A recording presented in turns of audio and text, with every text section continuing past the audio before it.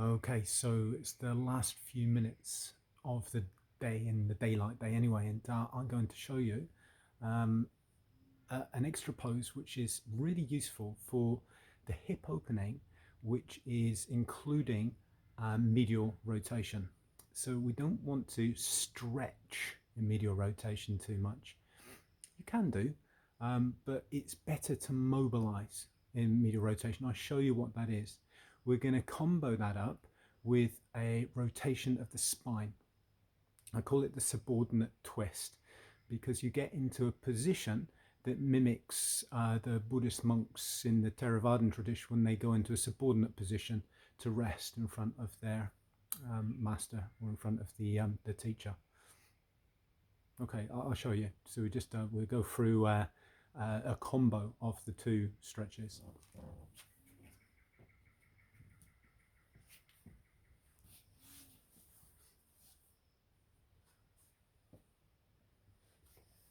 So the position I'm adopting just here is taking my right leg, even though it looks like my left one here. My right leg is going with the heel back towards the buttocks. My left foot is getting placed sole into the thigh.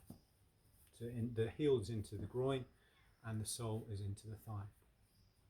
So I'm in a position here whereby on my right leg, again this is my right, not my left, I can start to mobilize the hip. So it's like a little bit of a funky dance with the hip on the inside. So if I or imagine I'm scribing a semicircle with my pubic bones or your genitalia on the floor. So a semicircle with that lower portion of the pelvis, like so. So mobilizing. When I go into this position just here, that's medial rotation. And then I come back out of it again. Medial rotation. Then I come back out of it again. So you're spreading that synovial fluid onto the joint surface. Very useful. So again, you don't necessarily need to stretch the capsule too much, especially not. You don't need to stretch the capsule going into medial rotation too much. But to just mobilize it is very useful. Some people will go into a position that mimics this. You might have seen it before. I actually don't suggest you do too much of that. You can do it from time to time, obviously. You can do anything, but to do that too much puts a bit too much pressure onto the knees, or it can do for certain people who are vulnerable to that. And really, you don't necessarily need to stretch the muscles off that go into that position too much. You just don't. But it is a useful one to do if you feel that you can actually mobilize in it. So mobilize to spread that synovial fluid onto the joints. I'll come a little bit closer so you can see this next part, the combo part. So from here, we're going to go into the subordinate twist. So I'm in the subordinate position, take my left hand behind my left hip, put the hand facing at an angle away from my body. So it's an oblique angle heading out to the side. I'm going to take my left hand and I'm going to place it behind my right shoulder. So I've got kind of like the chance of using my left arm as a lever. And I use that lever, and it's a straight lever here. So I'm not putting my hand over the top of my shoulder, I'm putting it around the side. And then I use that lever to twist me round. And you can use that to twist the whole spine. It's actually stretching the spiral fascia all the way up from my knee, my right knee, all the way up to my left shoulder. Let's do the same thing again.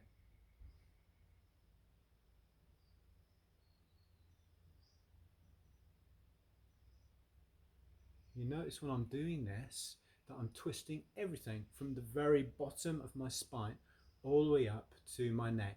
I'm even twisting my eyes, so my eyes are looking round into the opposite direction, or into the direction I'm going into, so the opposite direction from where I started. If you're twisting like this, you get a sense of your whole body reconfiguring. reorienting and reintegrating. Let's do the same thing again, using the left arm as a lever. If you want to lengthen that lever, take the hand out a little bit, and that will help you to twist even more. So it's a longer lever now, isn't it? The longer the lever, the more you'll be able to twist around.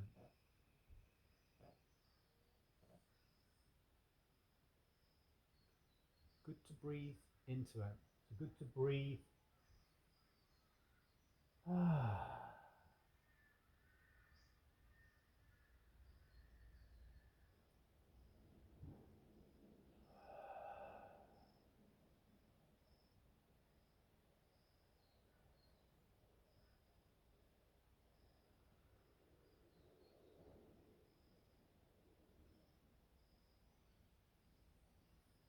Coming out of twist slowly is useful. Don't recommend you coming out of any stretch fast, but especially not rotation of the spine stretches. If you can come out slowly from those, you won't pinch anything, you won't strain anything, and you'll actually educate yourself to relax in those areas that have just been stretched. It's probably more just as important as the stretch itself.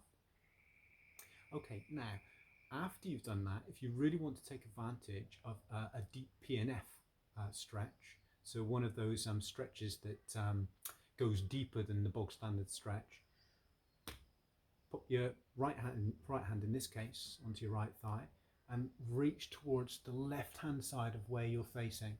So you're just going to in this case I'm using my left hand, so use your left hand in this case to go towards the opposite direction. In this case it's the right side, so I'm stretching towards the right hand side here, and I'm using those same muscles that I just stretched in the subordinate twist now to contract. So it's helping to propel me, those muscles are helping to propel me to the opposite side. A little bit more, we'll make it 10 seconds altogether. 3, a little bit more, as if you're trying to pick a passion fruit off a tray. 2, 1, and then slowly come back out of it, back into the position you're in, taking the right hand onto the left shoulder and twist yourself round.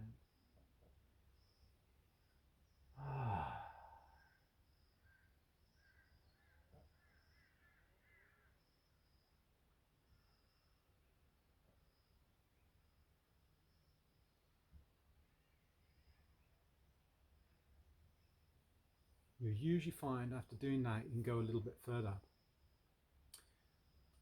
And obviously do the other side as well, otherwise you'll end up a little bit asymmetric and you'll really feel it, well, being asymmetric after that. So in this case, the right hand behind the right hip and an oblique angle, taking the left hand round the back or round the side of the right shoulder, and then using your right shoulder to act as a lever to twist you around.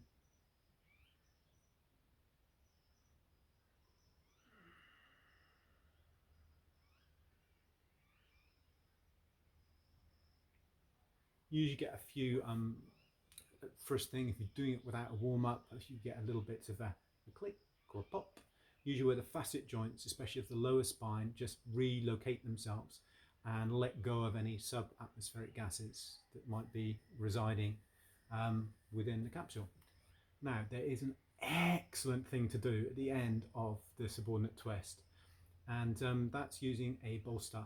It's a wonderful way of relaxing the body and helping it just peter out any stretch echoes of any echoes that have just not completely relieved off the body. If the body isn't feeling relaxed, calm and chilled out, and the echoes of the stretches that you've done are still causing a little bit of a kind of like discombobulation, then it's good to do one of these, and I'll show you this now. This is just like the icing on the cake, and it's so relaxing. I'll be back in a second.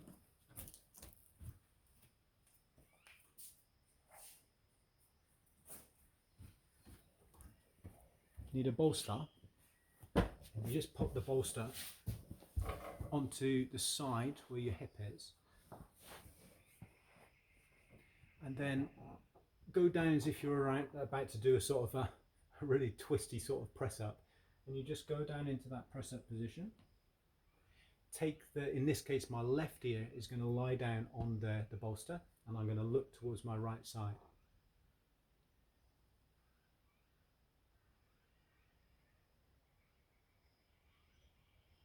It's so relaxing.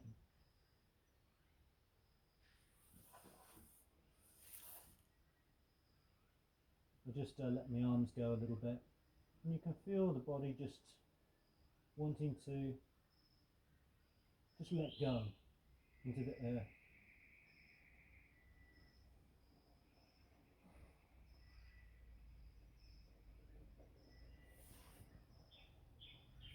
And you can lay down for eons in that particular position. It's very nice for just getting a sense of not needing to do anything and just relax in the dissipation of the echoes that are running through the body. Now, these are good echoes. So the echoes of awareness that have drawn up the patterns of experience.